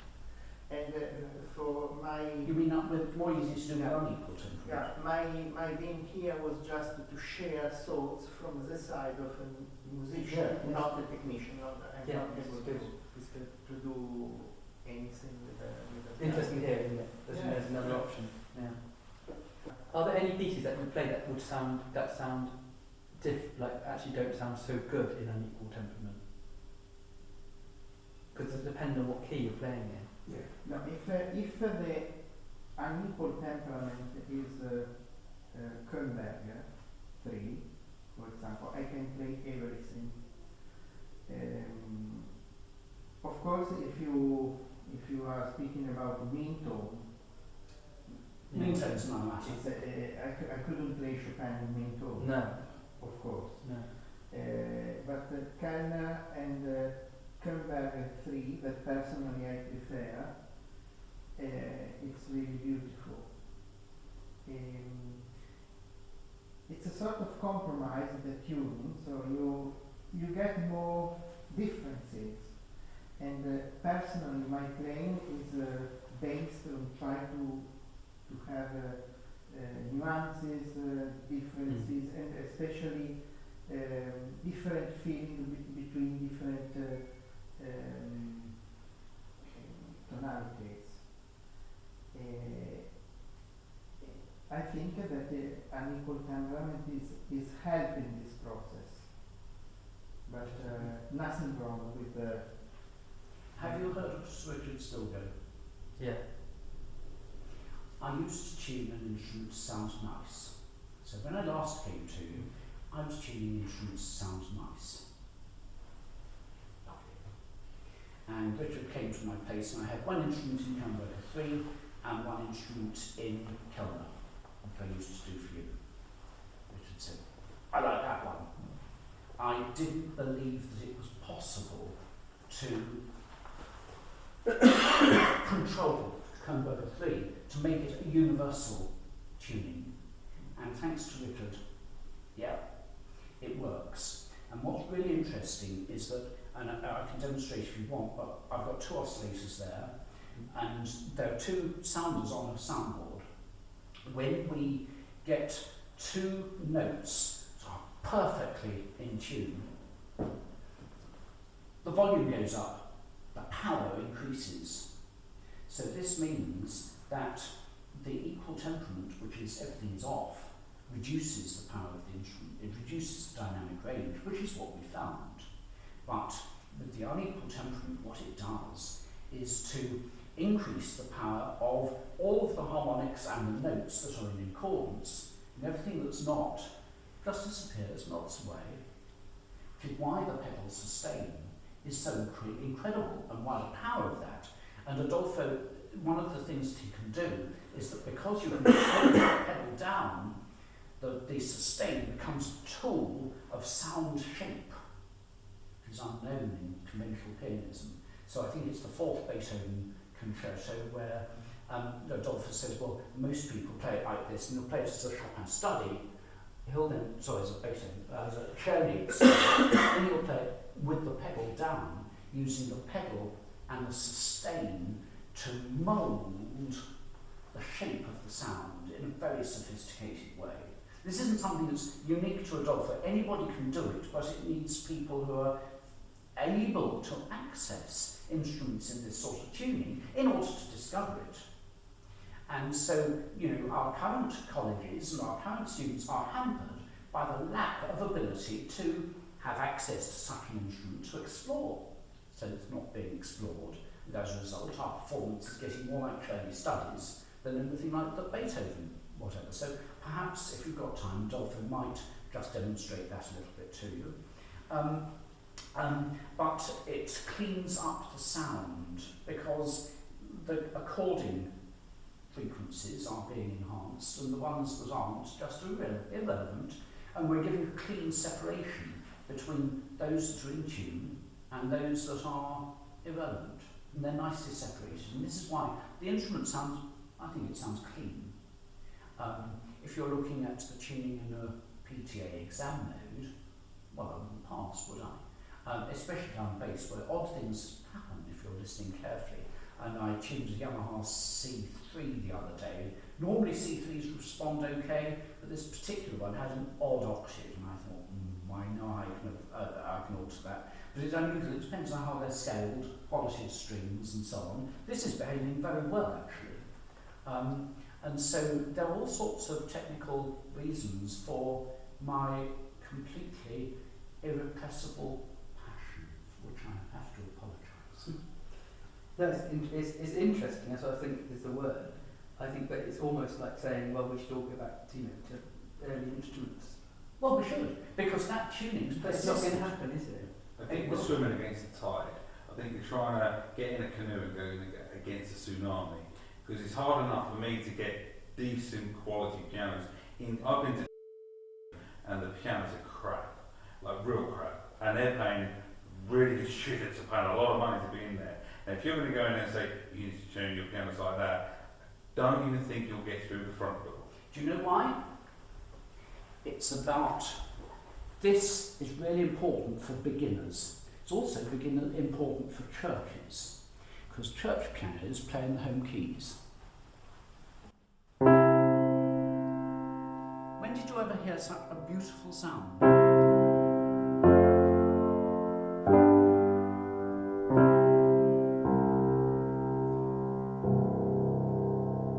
Well, yesterday, the person that was doing the class yesterday on this piano, they just played a few notes and it sounded beautiful. Yeah, but this... So it's just opinion, isn't it? Whether if it's beautiful or not. Well, no, this is calm. That's just your opinion. No, this is calm. There are no beats in that. And people have to go to Buddhist healing bells to find calmness. So they reject the piano because it's always moving. It's not moving quite like that. Oh, but in this we can find calmness, and it's making a beautiful sound that people want to make more of. So they'll play it more. They'll want it more. Once they discover this beautiful sound, they'll want a better piano to make it. And this is so in tune that when I played that and that,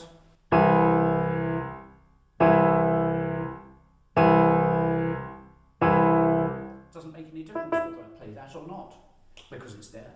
It's in the harmonics, and the whole instrument is locked. It's phase locked into what is harmonic and what is accordant. And as a result, we hear a sound that can be calm. And even in the remote keys, where you've got nasty thirds, these are traditional nasty meantone thirds, you've got perfect fifths. So it was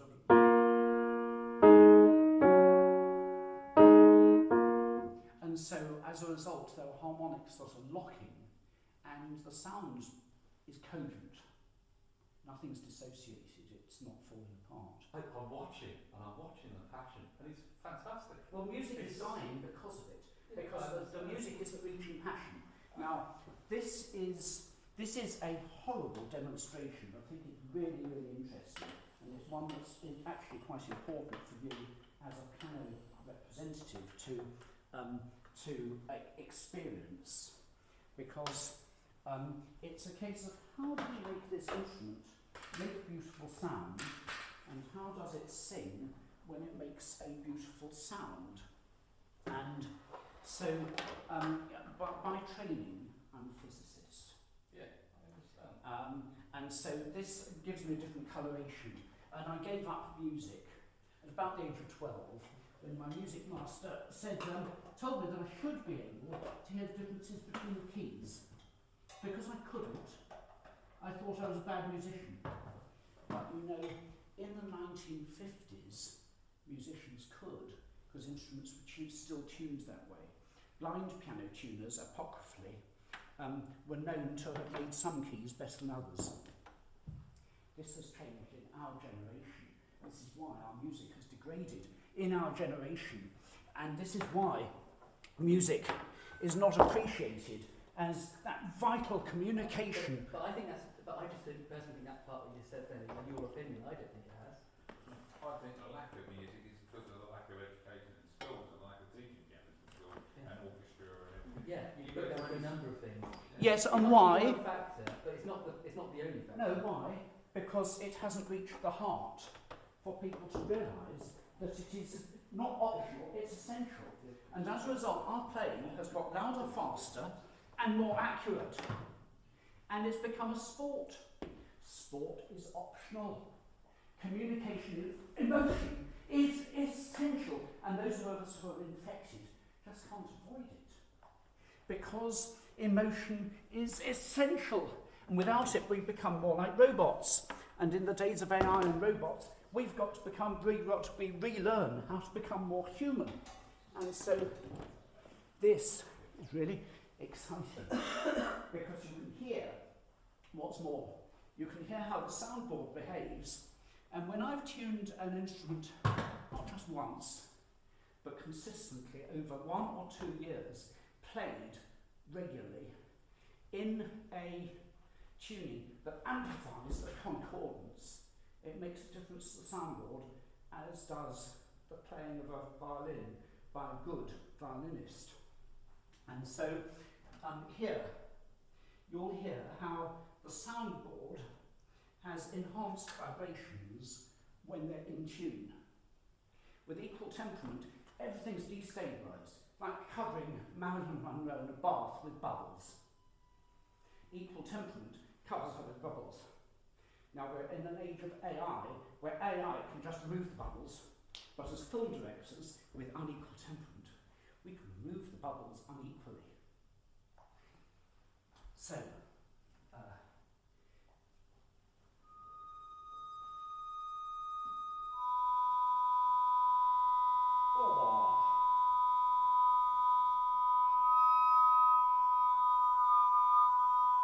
here it get louder there, less loud there. Oh, that's an exciting one.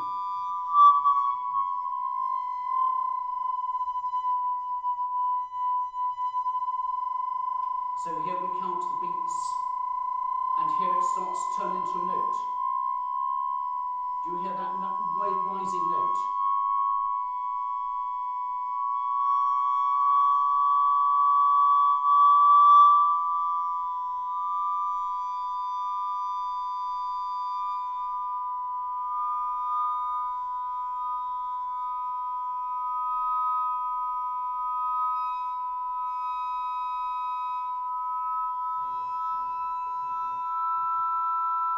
Or hear that singing note, you can hear the undernote singing there.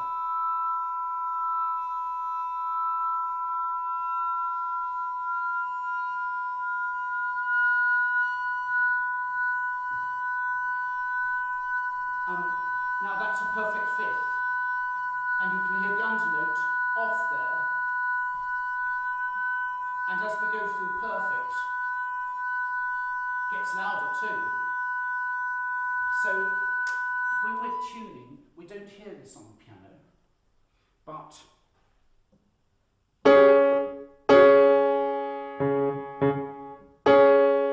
in the instant of the hit, you can hear that note.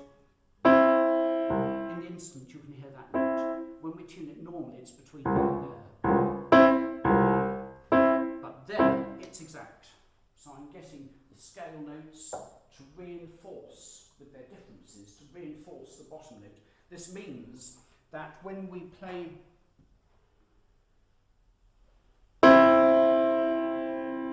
there's an element of that note in the sustain.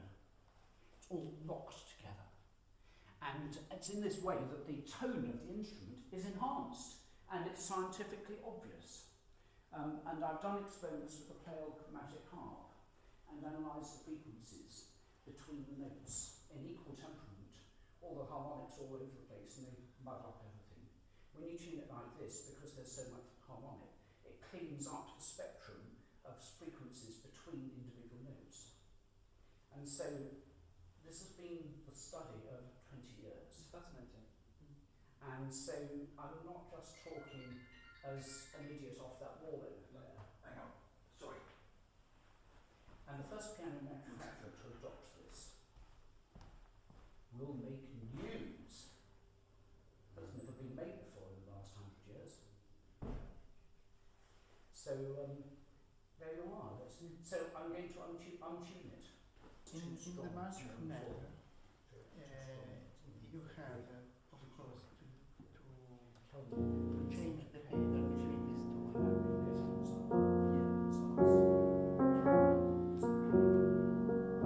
But here, Chopin. That's the one wrote on one pedal. Yeah. I had to check in the original Stella because I couldn't actually trust the score. And especially the first score, we were doing this first play. Chopin wrote this sforzato, and here the Meantone, but absolutely with one pedal. This is difficult to be played when I have the biggest time in a concert hall is equal temperament. I can manage, but it's very difficult. I find it easier with this tuning. And the result is not to change. Usually they cut the bar in 4 pieces. 1, 2, 3, and 4. Look at the effect with the sforzato e diminuendo with just one pedal.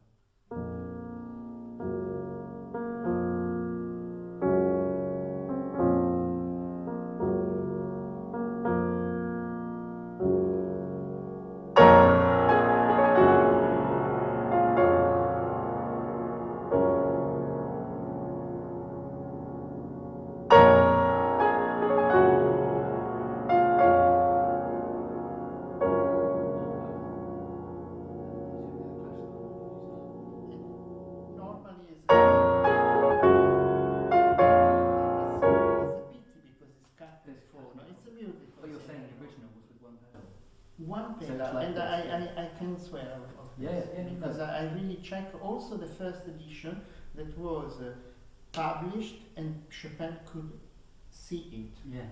I mean, personally, I've always said I think it's wonderful. You can go back and hear it as it was in that sense. Yes. The only issue is obviously nowadays is that this equal temperament is the well-tempered clavier, isn't it?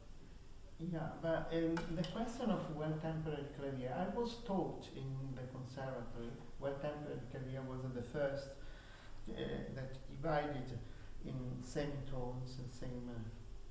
But well-tempered clavier means well-tempered. Yeah. So it's not clanging against each other. Bach made jokes on these things, also sort of cruciverba of what it was. So possibly he wanted a special temperament for different tonalities, possibly. I think that there is a misunderstanding, might be a misunderstanding in this. I was taught that with Bach we have the equal, but I don't think that is true. I personally, I play a lot Chopin. In Chopin, tonalities like this one, or E flat.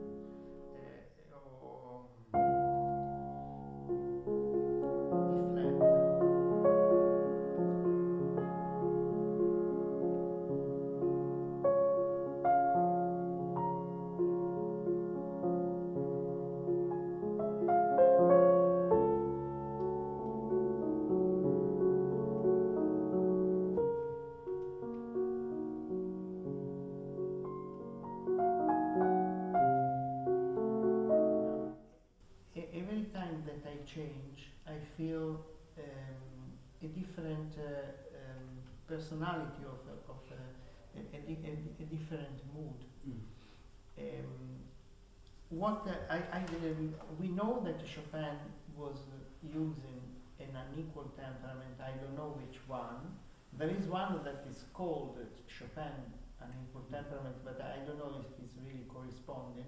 But what I surely know that when his piano tuner died, he was desperate because I wouldn't be able to do things anymore. Yeah.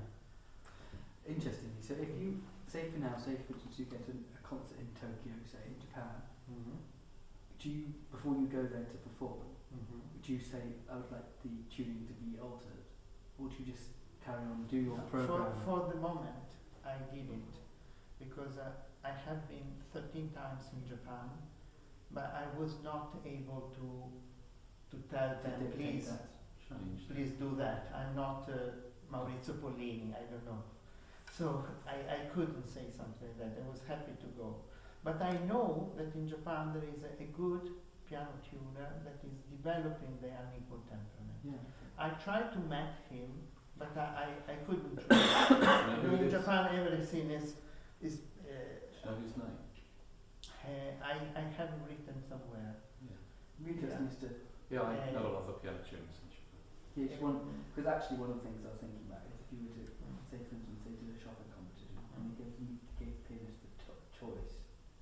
Be interested to see what happens then, isn't it? Yeah, well, we just We did well the show, but Shiru choir. To be able to demonstrate and let especially young people and young piano tuners to consider this possibility. Yeah. It's just one possibility. Exactly. Yeah, Nothing better, nothing wrong, nothing is. No. I told you I feel beautifully also with. But I must say, with this I'm more inspired. Yeah. I mean, I have two piano at home, and music is my life, my eating as well. Both piano are tuned by him. I could just keep it on normally, and instead I wait for 1 year that he does, because I prefer, but I'm not able to impose people. It's your preference. It's your preference. It's my preference, So, yeah. but I cannot impose. And when I ask, most of the time I was told no, because nobody can do that. So for them it's a problem. Sometimes they are scared that if you do this, the piano, this piano in half an hour, it's again tuned Give me differently, and 1.5, nothing please. happened to the piano. What he said? I said, give me 1.5, please. Yeah, okay, but I mean, every time that you change a piano tuner, I think that it's just the It's very same. interesting. If he plays Valdobel and allows it to let rip, you'll hear this instrument, and it's what it really can do. The bass can be so strong out of sound with B, it will sound like a D, and shape like a C. If you ask me the pieces that I don't know, but it's okay.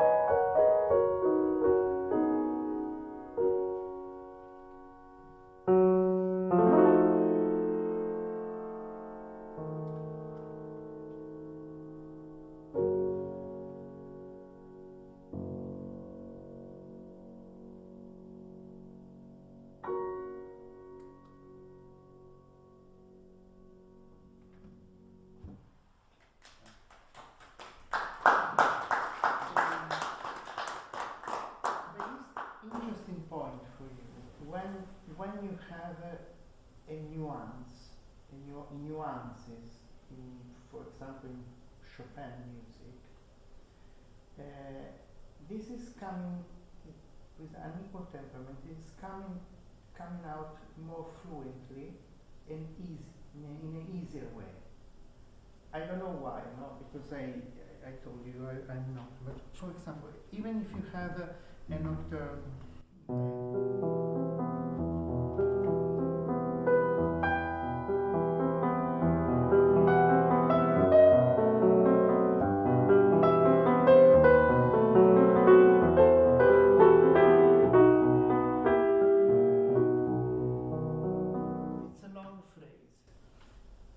In this long phrase, playing the piano tuned by him at his place in the past, I discovered how the music could even more change.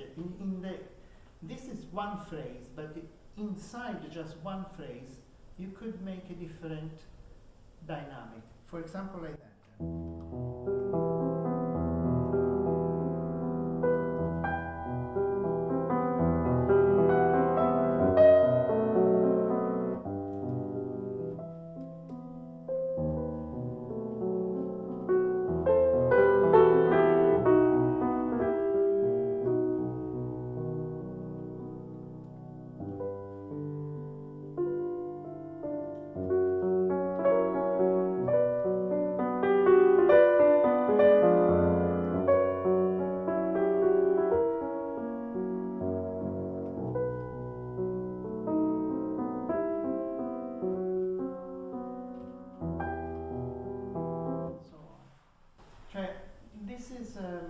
I don't know to explain really what is happening, but I am more inspired to do things and to make the piano speaking. Yeah. You know what I mean? Try to when we speak, we change the mood, we change the dynamic, we go slower and here's an example now. And actually, it's what is important that in the music happens. Yeah. Adolfo, I understand exactly Curly what's Beethoven. happening. Go on to play Beethoven, whatever as curly, and then as it could be played, just first 5 bars. Yeah, for example, the first concerto by Beethoven that has this.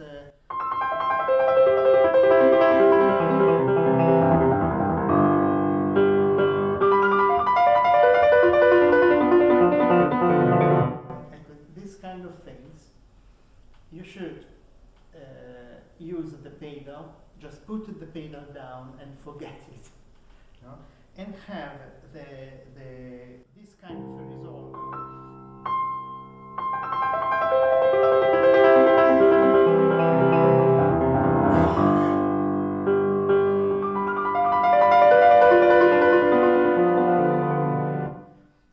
It's like the orchestra. I had such a beautiful growing of the sound that I had to reduce. But in a way, I feel really to play a style. I don't like so much, but it's a beautiful concerto. But I couldn't understand this kind of arpeggios. But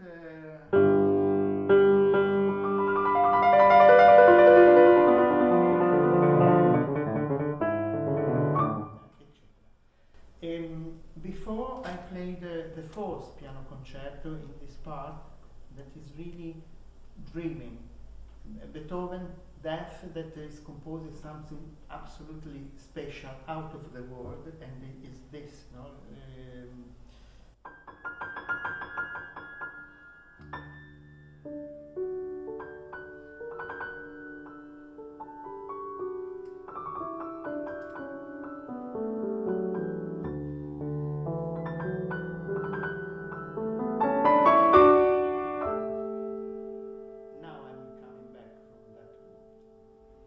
Just put the pedal down and I forget them.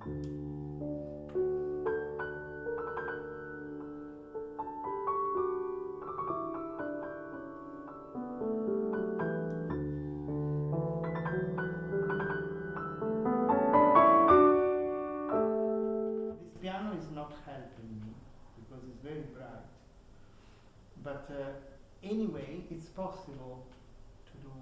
Yeah. And so these kind of things are possible, of course, with equal temperament.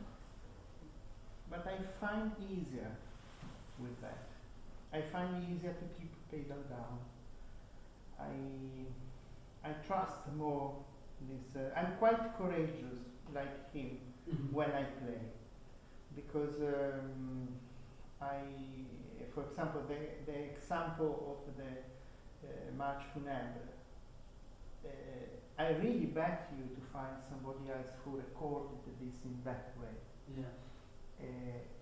But I don't want to do something special. I just want to do what Chopin wrote. And I know that he was very, very, very careful in writing, pedaling, and things.